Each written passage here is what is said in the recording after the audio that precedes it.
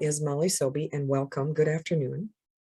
I am director of the Unitive Justice Education Whole School Program at the Alliance for Unitive Justice.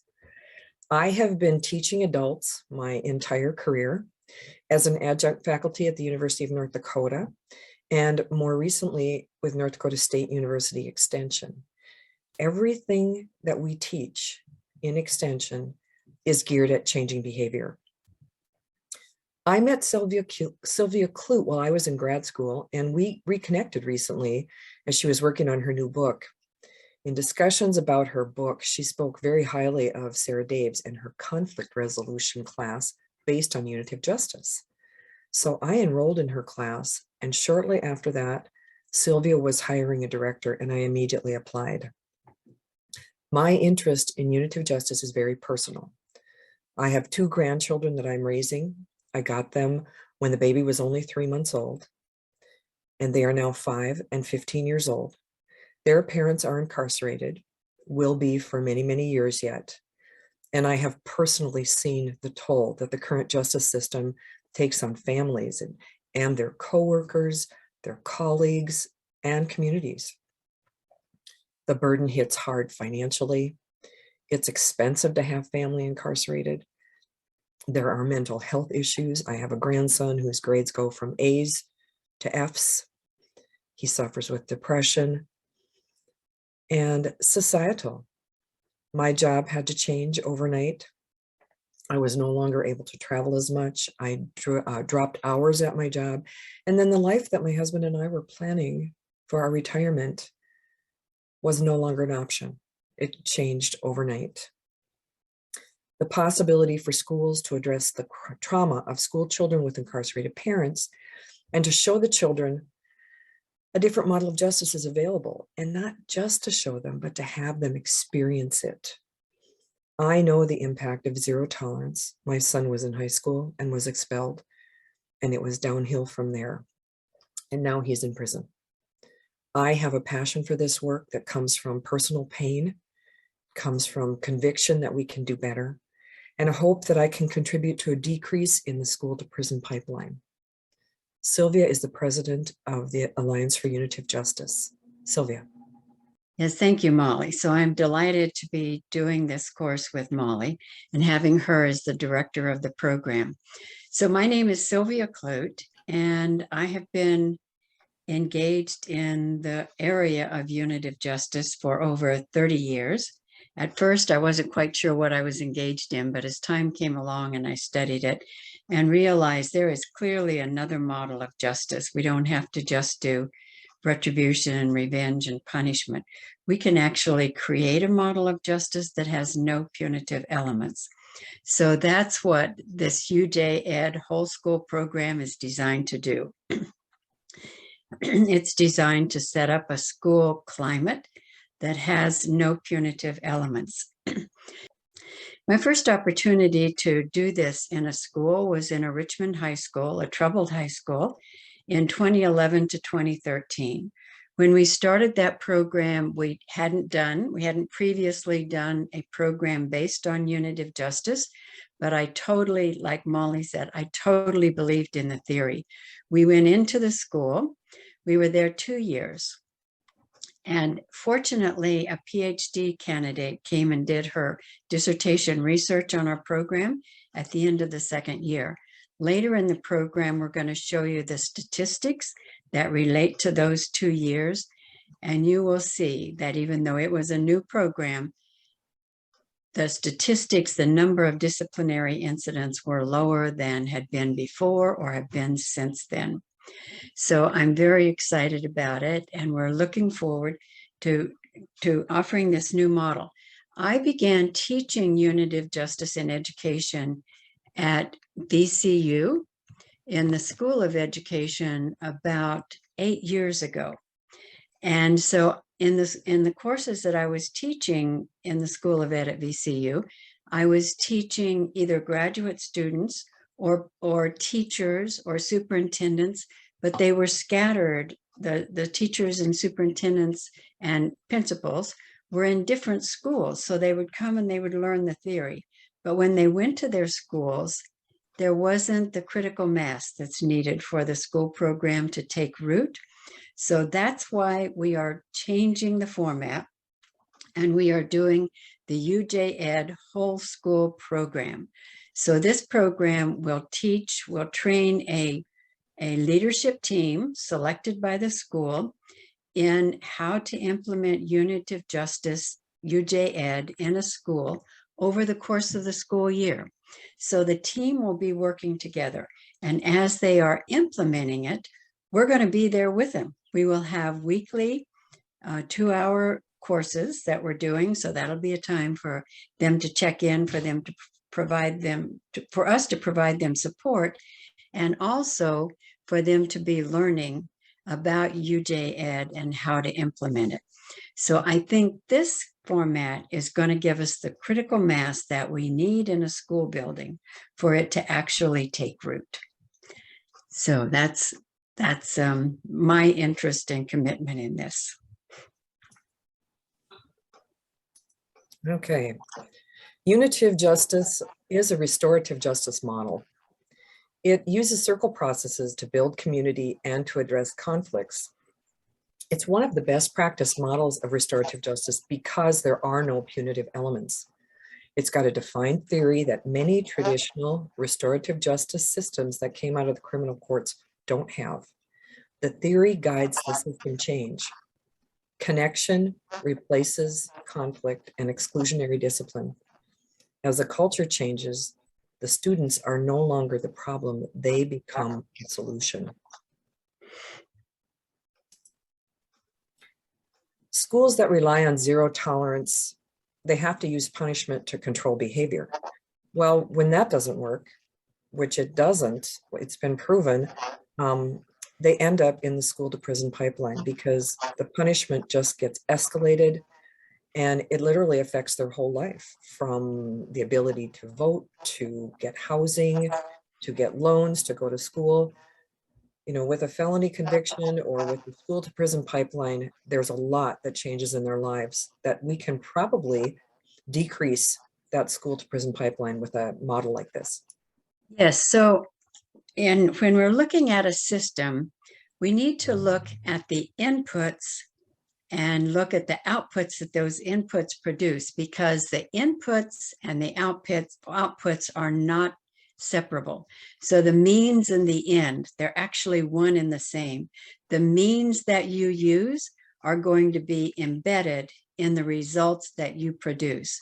So when the system is a zero tolerance school system discipline, a zero tolerance school discipline system, what is used to maintain control and to respond to code violations and misconduct are school suspensions and expulsions.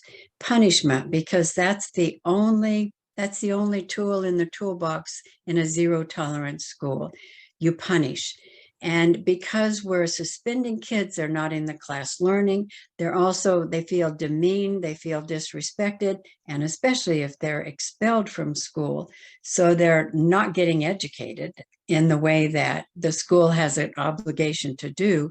Instead, they're on the street, they're often not supervised, getting into trouble. And so then they get arrested, or sometimes even in the school, they're arrested in the school. Because if the other punishment doesn't work, we just pile it on. And if we have to, the principal calls the police, or there's already a police officer in the school building, and they come and arrest the students that are into the juvenile court system, and they are fed into the school to prison pipeline. But the reason is because of the way the punitive system, the zero tolerance system, is constructed. That structure can only produce the types of results that we see in a zero tolerance school because of the nature of the system.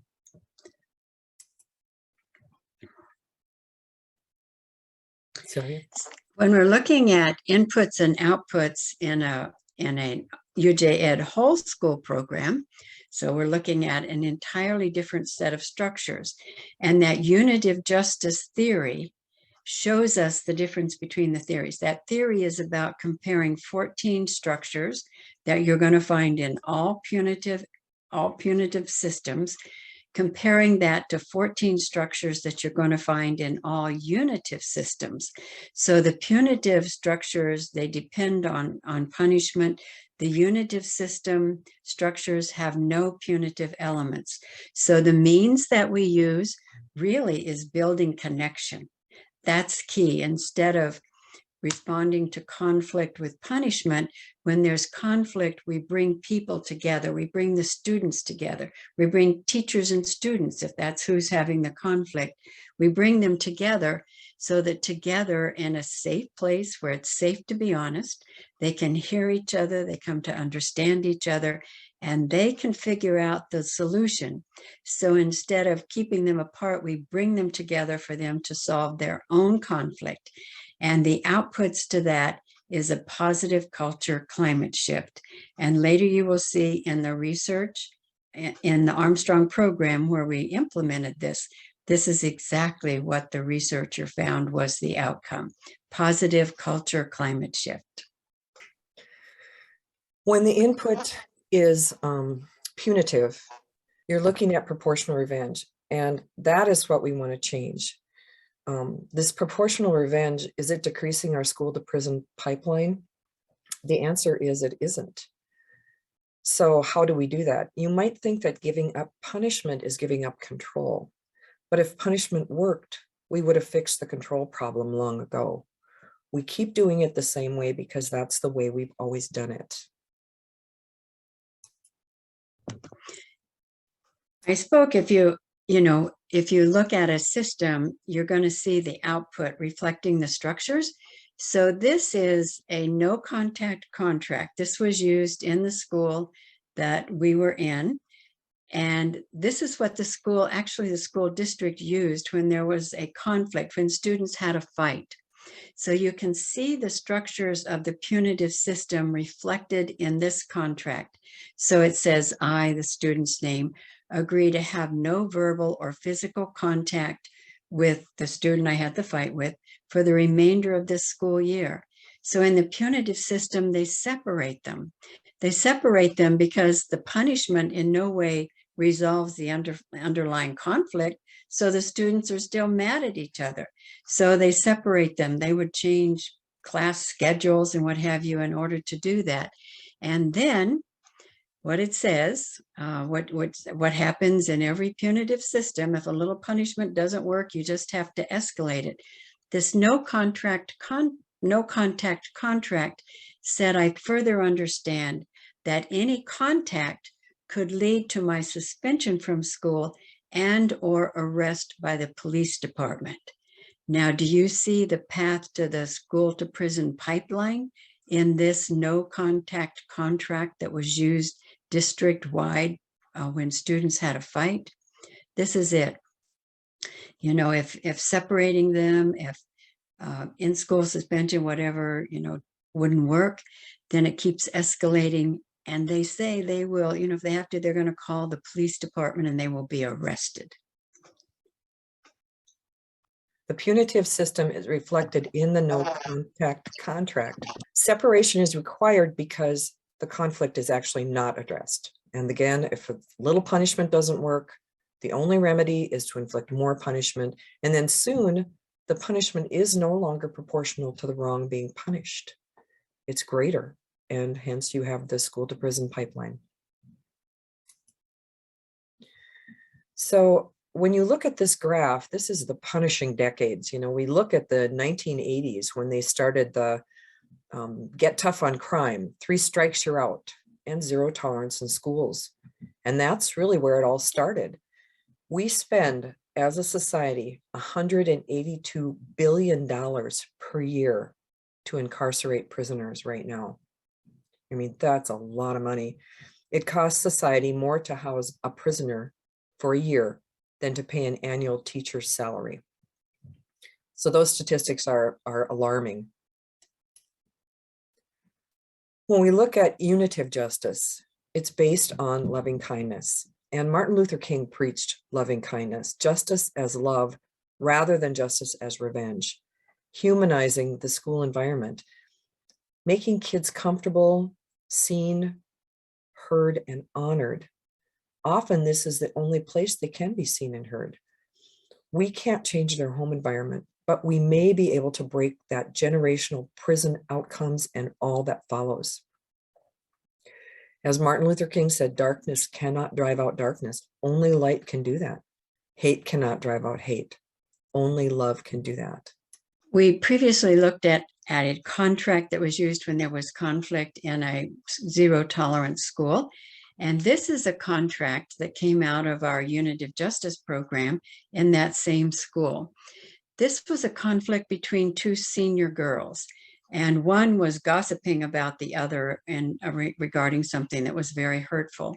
So the one that was being gossiped about, she came into the circle process and she said, if I have to fight in order to stop this, I'm going to do that, even though I know that I will go to jail if I do, because I've already been in detention. But instead of separating them, we brought them together. We held a safe space for them to be honest. And when they shared with each other and they figured out what was going on, and one thing that was going on was the other students were boosting, as they called it, boosting this gossiping conflict and, causing it to become more disruptive. So they spoke to each other, they figured it out, and this is the agreement that they entered. They agreed to get along. They had actually been friends earlier. So they agreed to get along. And very important, this was in so many of the agreements that we did in this school. If we have a misunderstanding, we will sit down in a private area and work it out. So when they recognize that part of the underlying brokenness is the other students boosting them, the other students spurring their conflict on, many students recognize, well, if we have a conflict, let's just go talk about it, between ourselves and not have the other students involved. So this is what was happening in the school. Part of the underlying brokenness in the school was that no contact contract, because the students would have a fight. They would separate them. The students couldn't figure out who was setting them up for the fight. And that's what was happening. So one student would go to another student. There'd be some type of tension between two students, and someone who wanted to disrupt things would go to one student and say, hey, Joe says he's going to get his brother and fight you. So Pete says, I'll get my two brothers and I'll fight Joe. So then that student goes to Pete and goes to Joe and says, hey, Pete's going to get his two brothers and fight you. And so this was common. Students would set other students up for a fight. And you know what? It was a perfect crime in that school, because those students never got caught, because that no contact contract would not let the students in the conflict come together and figure out what happened. In our circles, how long do you think it took them to figure out who it was who'd set them up? It happened in the first few minutes. So what we were doing with a unitive system and in building connection, we were actually healing that underlying brokenness. We were healing the ability for students to set other students up for a fight and not get caught. Because when they came into the circle, immediately the students figured out how they had been used. So the two young women in this agreement, they said they would keep in contact with each other. And the one who was willing to go to jail, she was so excited about what she experienced in this. She said that we have to let other students know this is going on, that this is a possibility. So they agreed that they would set an example for other students about getting along. And when we said earlier, in a unitive system, the students can become not the problem, but the solution, this is what that looks like. The students were going to set an example for other students about how to get along. The students were becoming the solution to the conflict in the school. This is the type of system change we're talking about. The Unitive Justice system reflected in the agreement, again, looks at connection, not separation. Adversaries come together to solve the conflict, and there was no punishment involved. The students did become the solution, and then they model it. Again, there's no school to prison pipeline.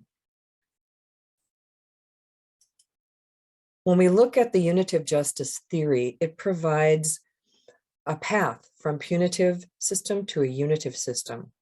In UJ theory, we compare 14 important structures you will find in all punitive systems with 14 important structures in a unitive justice system. The structures have no punitive elements, as we keep saying, and that is the system change. I learned the difference between thinking of revenge in a situation, which is punitive thinking, to loving kindness recently. And I can share an example about, in my own personal life, how this has impacted me. I own a healthcare company, and I just lost an account that I've had for about 10 years. And I lost it to a competitor that's kind of devious, and it was kind of an icky situation. But as I learned the unitive justice theory, I've seen a change in my own life. I know that I would have been very angry and I would have said awful things about this company and about the one who has a contract now, but that didn't happen. I really see the world very differently than before I started this journey. And I'm not going to let this destroy my peace or impact my daily life. So I really chose to look at this differently and to look at the positive sides of it. And, it may impact me financially quite a bit, but I don't feel angry about it. There are positive sides, and that's what we hope will happen in your school. Learning this system changes the way we think. We're not asking you to rewrite your disciplinary rule book. As you implement unitive justice, you're going to have to use that disciplinary rule book less often.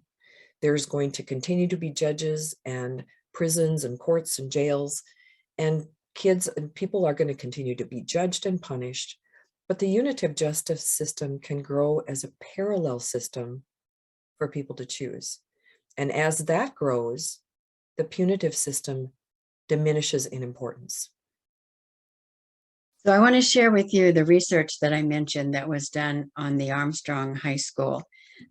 So we were at Armstrong. This is in Richmond, Virginia. When we went to the school, if you did a Google search on the 10, the worst high schools in the nation, Armstrong High School was named in the 10, among the 10 worst high schools. So we went there and began immediately, teaching the students about there's another way to handle conflict. We helped with some classroom circles with teachers, and we were doing the unitive justice conflict circle process. So when students had a conflict, they could be referred to us to do a circle process.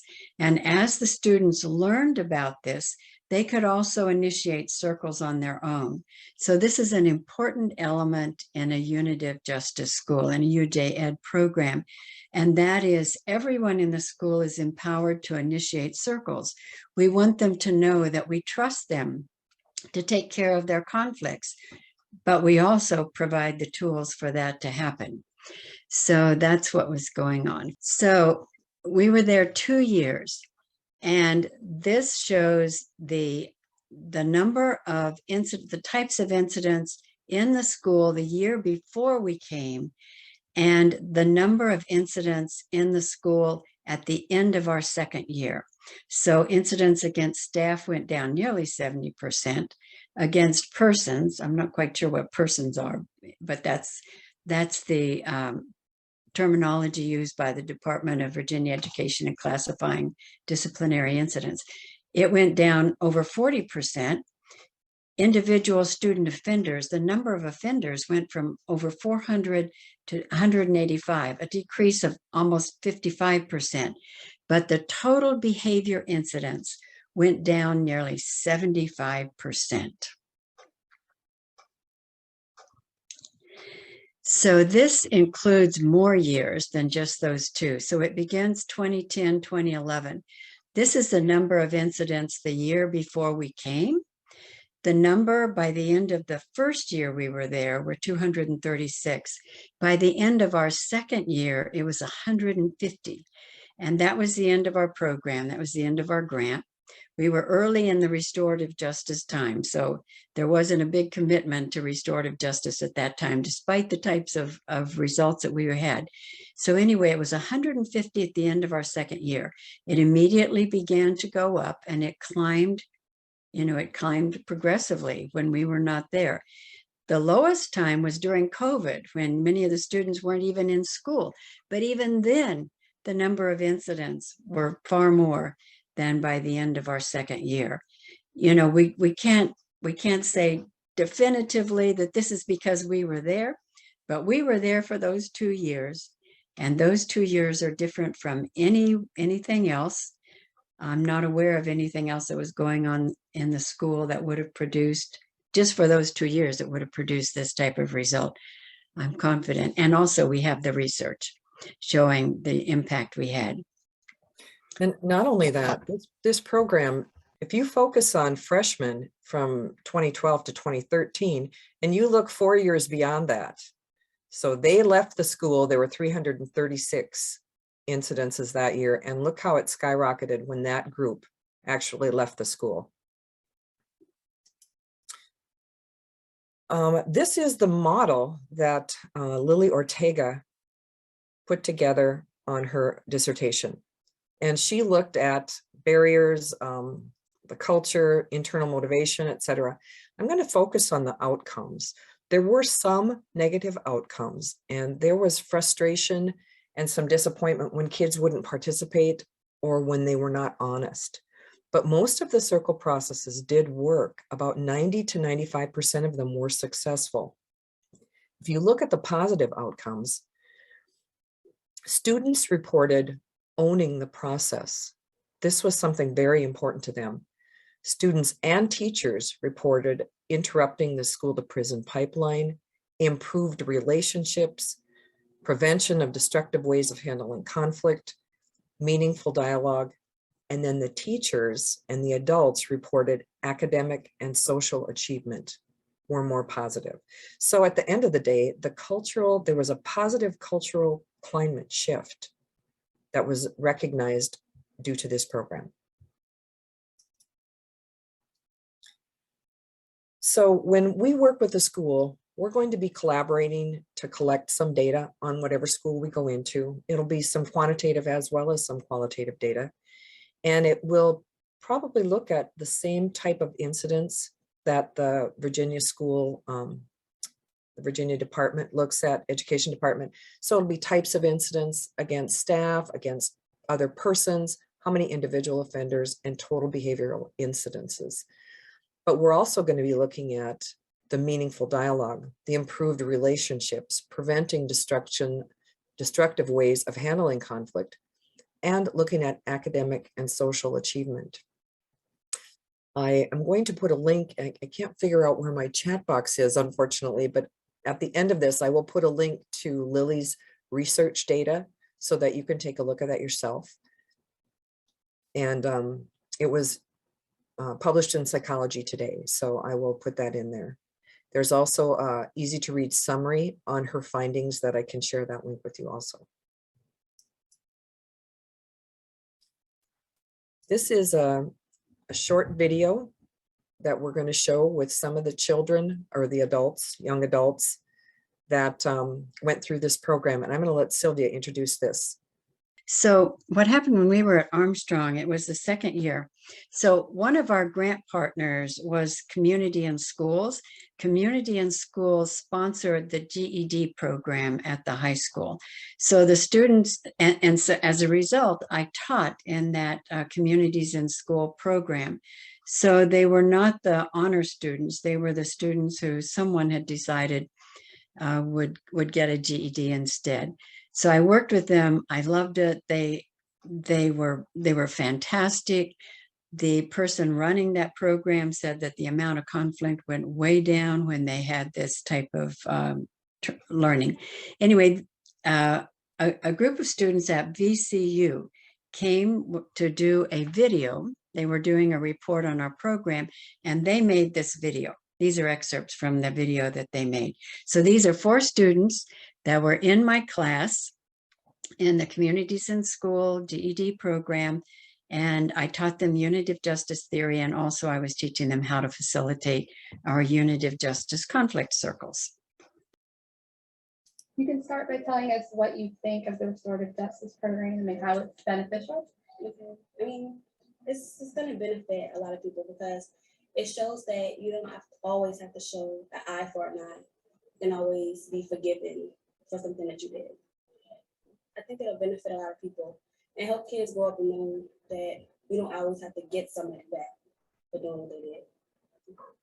You just sit down and do circles and just talk our problems out instead of going to jail or prison, letting it escalate when you can just talk it out in a circle and get all your feelings out.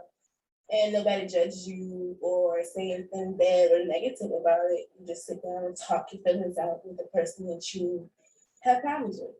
Training, it was kind of difficult when you started because being a facilitator, you don't get to judge. You can't say anything negative about the situation. Like, people wouldn't just go to jail. People would like be able to apologize. People would be able to hear them or what they had to say or why did they do what they did or where was the mistake or misunderstanding or something that stops the problem before it escalates.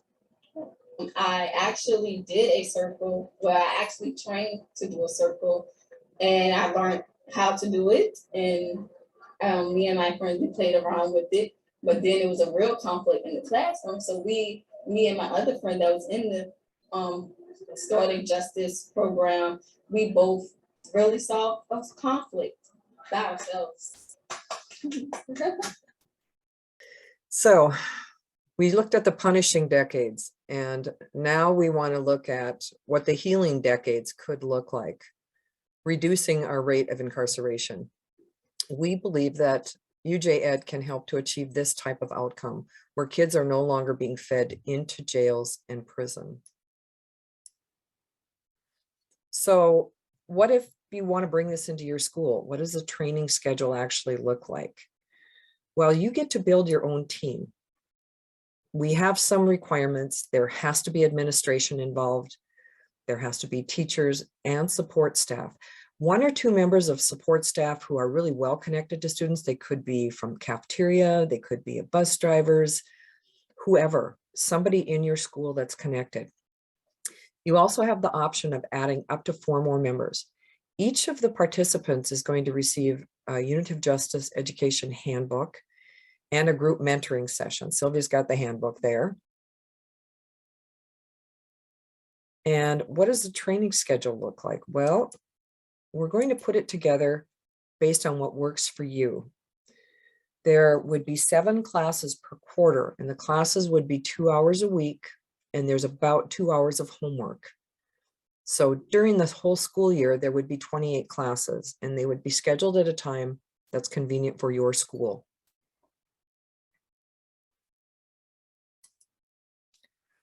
The UJEd Whole School Program, our usual price for this before the pilot program would be $7,400, and then up to 4 additional participants may be included for additional $400 per person.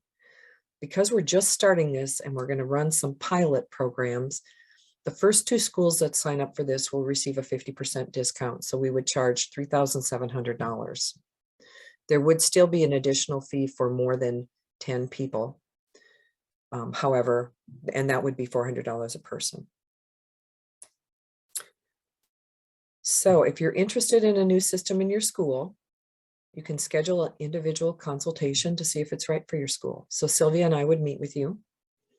And I am not sure that I have the correct link for this one either, Sylvia, but I will again put that in after we get off of that PowerPoint. But when we look at this, if we teach and model the Unitive Justice system to children, then just watch them, because they become the agents of school culture change. They adopt it, they change, and then they take ownership of that process. In Unitive Justice, they not only feel empowered, like the last young woman that you saw in the video, they feel seen and heard and needed. They grow and mature, and they become role models. They become part of the community and become respected parts of the community. We know this works. I want to join Molly in thanking you all for joining us today. I used to be a trial attorney, and I want to tell you that the way we address conflict and the outcome, the way that you get to see the community grow in their connectedness, their strength, their really the beauty of the community is so much better than anything I ever did in a courtroom. So I had, as I saw this program, as I saw this model of justice more clearly, it became harder to walk into a courtroom. So I stopped in 2003. I went back to school. That's where Molly and I met, and why we met in graduate school, because that was my time to go sort of recover from being in the gladiator pit for 28 years. But this work is so beautiful and so rewarding. And to see the students just transform when they're in this type of an environment is really beautiful. And so I think that in order to make this change in our culture, what better place for us to be than working with our students, teaching our students that there is another model of justice and they can help implement that other model. You don't have to have a law degree. So this is really a beautiful way for us to create schools that are, that are great learning environments. So thank you all. Thank you, Molly. Thank you, Sylvia. And